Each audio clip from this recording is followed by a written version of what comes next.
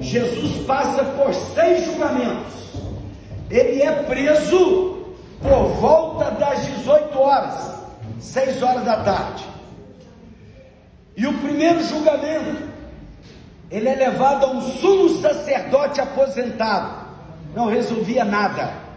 Agora, por que ele é julgado por um sumo sacerdote aposentado? Porque o sumo sacerdote Anás era sogro de Caifás, o sacerdote em atividade. Vocês entenderam? Então, para bajular o sogro, leva julgamento Anás. Primeiro julgamento, Anás, está na Bíblia. Segundo julgamento, Caifás, o genro de Anás. Ele não se sente capaz de julgar. Ele envia ao Sinédrio, senadores, nosso Senado hoje. Ele envia ao Senado, terceiro julgamento.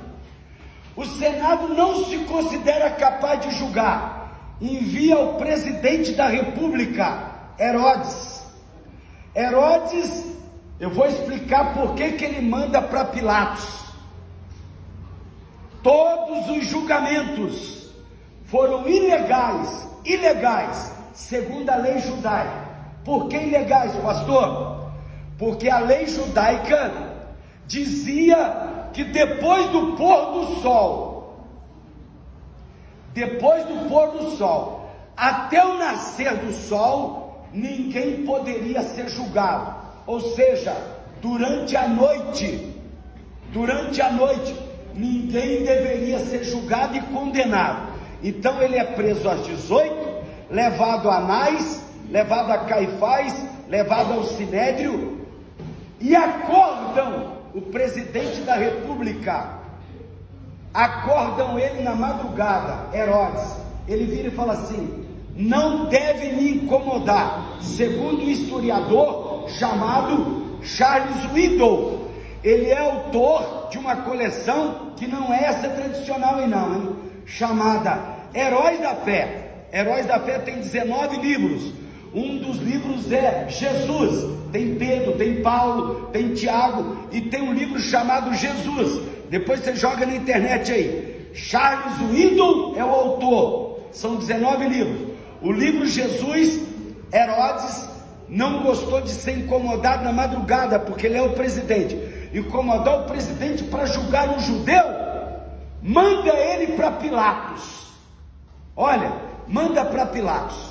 Pilatos é o governador. Agora, escutem, a mulher de Pilatos, abra aí a Bíblia, Mateus capítulo 27, versículo 19. Jesus tinha quantos discípulos? Quem sabe? 12 que nós conhecemos, mas ele tinha vários que não é citado na Bíblia, e nós chamamos teologicamente de anônimos. Escutem, uma mulher acompanhava Jesus, várias, mas essa daqui merece destaque. A mulher de Pilatos, ela era uma discípula anônima, e ela chega para o marido, e olha o que está escrito nesse texto, leia comigo por favor. E estando ele assentado no tribunal, sua mulher mandou-lhe dizer: não entres na questão desse justo, porque num sonho muito sofri por causa dele. Ela chega para o marido e diz assim: ó, não se mete com Jesus, ele é inocente. Pilatos treme na base. Olha que coisa interessante. Ó, Herodes manda para Pilatos. Pilatos, veja bem, faz de tudo para não condenar Jesus. Faz de tudo para não condenar Jesus. Ele chega ao extremo, vocês vão lembrar disso. Ele chega ao extremo de falar assim: ó, pega o pior assassino da época, um homem chamado Barrabás. Qual era o crime que cometeu Barrabás? Qual era o crime? Nós conhecemos, ele roubava Roma, impostos de Roma. Não era só isso não. Olha o crime de Barrabás. Hoje em dia, hoje, qualquer um que for preso, por isso que ele está preso, ladrão de impostos de Roma, não pagava os impostos de Roma. A cruz era pouco para Barrabás. A cruz era pouco.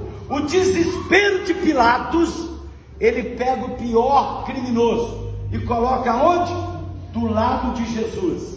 E ele pergunta para a multidão: quem que vocês querem que eu solte? Jesus ou Barrabás? Ele tinha certeza, Renata, que o povo ia escolher quem?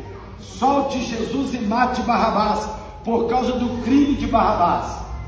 Quem era aquela multidão? Vocês sabem quem era? Judeus. Os judeus receberam milagre. Judeus que tinham vivido todos os milagres de Jesus. A Bíblia descreve 35 milagres.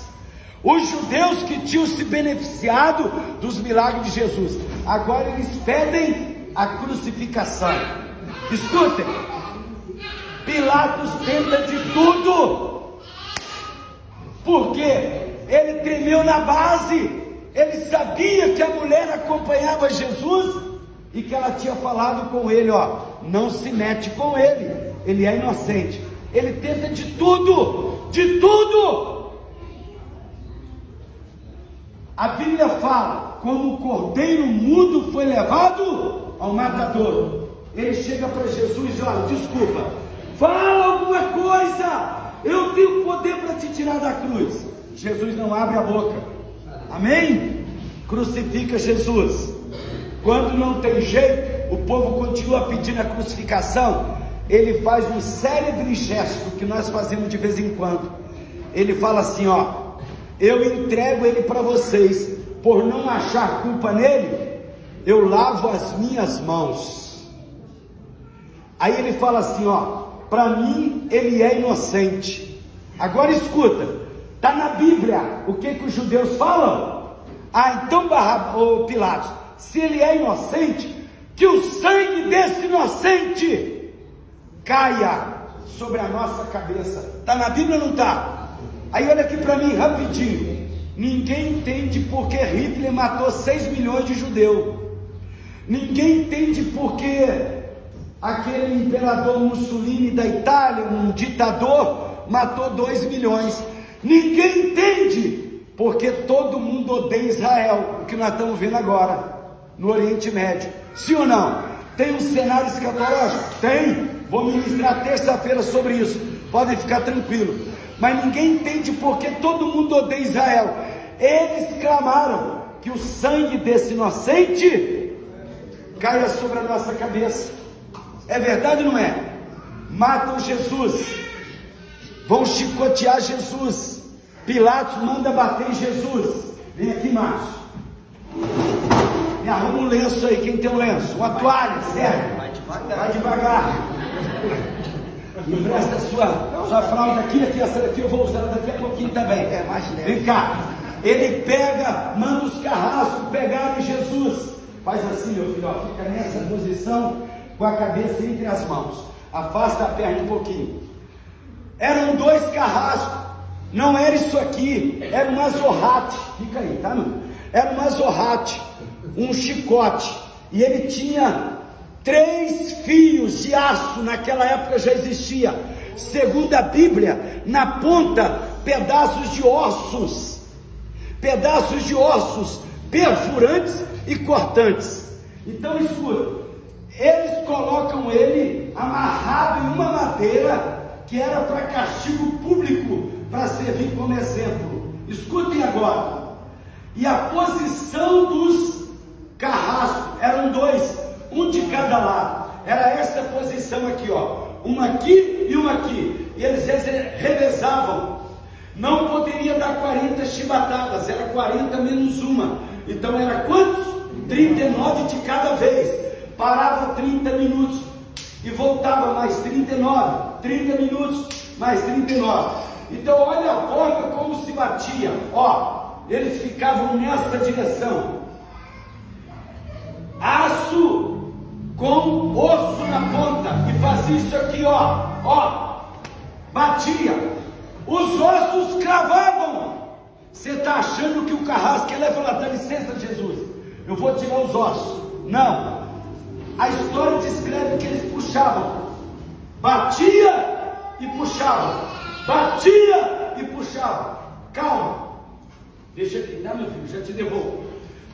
Quais os órgãos do corpo humano estão nessa direção? O pulmão. Agora fica aqui, dá meu filho, agora fica aqui. Segundo os historiadores, Jesus leva a cruz, e eu não vou esconder nada. Tinha o estípis, repita comigo, estípis era a parte vertical, e tinha o patíbulo, repitam, patíbulo. o que o condenado carregava era o patíbulo, e ele pesava aproximadamente 75 quilos, o patíbulo. O estípis ficava cravado lá no local. Colocaram Jesus para carregar a cruz. Jesus não é o que nós vemos, um homem do olho azul, cabelo loiro ou cabeludo. Jesus era um homem judeu, um homem do Oriente Médio. Agora preste atenção, 70 quilos, um homem do Oriente Médio, rasgado pelo sol, acostumado com o deserto, claro que aguentaria o patíbulo. Por que Jesus cai na caminhada? Olha aqui, foram 7 sessões de 39, quando cravava, puxava. Segundo a medicina, o azorrate, o osso, perfurou os pulmões de Jesus. Eu tenho o nome do médico, em inglês, perfurou os pulmões. E quando a gente faz assim, a voltinha passa pelo pulmão e distribui todo o oxigênio para o corpo. Jesus cai porque ele está com a cruz, e quando ele respira, falta oxigênio no cérebro, porque vazou pelos buracos dos pulmões. E escutem, ele tem leve desmaio, ele cai 3 vezes, é ou não é? Ele cai a primeira vez, levanta, porque ele recobra o sentido. Cai a segunda vez, levanta, porque ele recobra o sentido. O oxigênio chega no cérebro. Na terceira vez, bota alguém para ajudar ele a carregar a cruz. Vocês entenderam por que Jesus cai? Ele aguentava perfeitamente, crucificado. Agora escutem, segundo o médico, eu tenho o nome dele aqui, Dr. Olímpio Crespo, é um médico inglês que só pesquisa a morte de Jesus. Os cravos no pé e na mão tinha de 15 a 17 centímetros. Jesus morre por asfixia. Aí, olha agora um outro exemplo, ele de pendurado no madeiro. Alguém pede o corpo de Jesus, um homem chamado José de Arimateia. Olhem para mim, por favor. Quem tem interesse num corpo morto, que não seja a família? Outro discípulo anônimo de Jesus. Eu mostrei a mulher de Pilatos e estou mostrando mais um homem que a Bíblia dá o nome, chamado José de Arimateia. Fala e fala assim: Pilatos, me dá o corpo de Jesus. Por que ele pede? Porque ele também acompanhava Jesus. Eu vou dizer para vocês o nome de um rabino que conhecia a lei do início ao fim, ensinava a lei, um homem chamado Nicodemos. Também era outro discípulo de Jesus, a Bíblia cita ele, mas ele não tinha coragem de durante o dia ir aprender com Jesus para ensinar os judeus. Sabe o que ele fez? Ele atravessou o mar da Galileia e foi encontrar com Jesus na madrugada. Aí Jesus vira para ele e fala assim: quem não nascer de novo não entrará no reino de Deus. Aí Nicodemo fala para ele assim: como assim, Jesus? Eu vou ter que entrar para o ventre da minha mãe novamente? Jesus dá uma aula para ele, outro discípulo anônimo de Jesus. Então estou mostrando para vocês que não era só os 12. Alguém pede, me dá o corpo de Jesus, José de Arimateia, porque acompanhava. O que esse homem fez? Os túmulos eram feitos em rocha, e a Bíblia quem fala, não sou eu, um túmulo virgem, ninguém nunca tinha usado. pede e coloca Jesus lá. Aí agora Jesus vai ressuscitar. Vem, Luciano, coloca aqui para mim. Coloca para mim aí na tela, por favor. João capítulo 20, versículos 6 e 7. Coloca aqui, Luciano, para mim, por favor. João capítulo 20, versículos 6 e 7.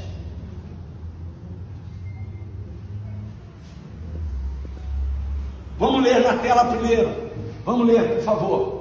1, 2, 3 e já, todo mundo. Chegou, pois, Simão Pedro, que o seguia, e entrou no sepulcro e viu no chão os lençóis. Calma um minutinho.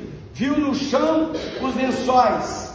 Eu não estou falando mal. Não estou falando mal. As duas religiões que pregam o cristianismo.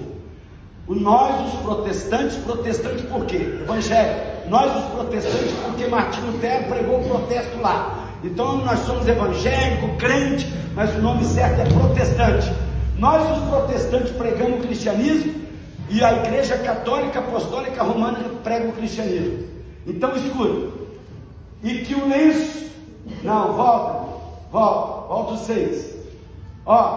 E entrou no sepulcro e viu no chão os lençóis. No chão.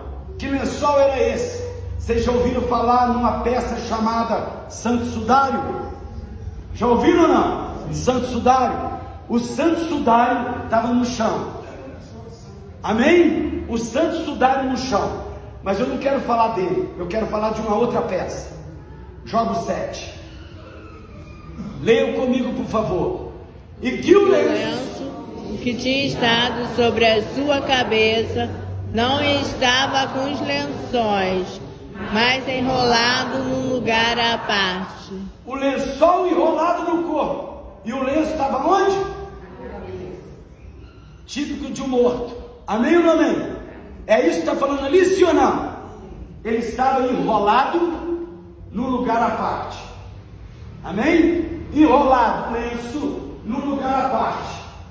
Alguém fez isto, fez ou não fez? Sim ou não? Sim. Olha aqui para mim.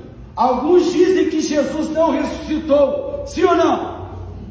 A ressurreição de Jesus foi programada, intencional e consciente. Ele levanta da pedra fria, joga os lençóis no chão, mas ele deixa um símbolo. Eu vou explicar. Ele deixa um símbolo. Ele pega o lençol, o lenço, enrola o lenço e, segundo os historiadores, coloca ele fora, um lugar à parte. Não estava em cima da pedra, vocês concordam? Coloca ele para todo mundo ver, porque o evangelista escreveu sobre isso. Coloca ele no lugar à parte. Então vamos lá agora, preste atenção aqui. Aqui no Brasil, nossos modos, nossos usos e costumes. Você vai no restaurante, você senta à mesa, você encontra o prato, talher assim, amém ou não amém? Concorda? Aí etiquetas de boas maneiras. Jesus de Nazaré. Estamos na escola dominical. Escola ensina. Sim ou não? Escola ensina. Aí quando você acaba de comer, você deve deixar os talheres assim. Você terminou a sua refeição, amém? Se você fizer assim, o celular pode tocar, você pode levantar da mesa e atender o seu celular. O garçom não vai tirar o teu prato. Tá vendo aqui? Se você fizer assim, o garçom não vai tirar o teu prato. Eu estou te avisando. Depois você olha lá, etiquetas de boa maneira. Deixa assim o seu talher. O garçom não vai tirar. Só se você foi embora, viu que foi embora, tudo bem.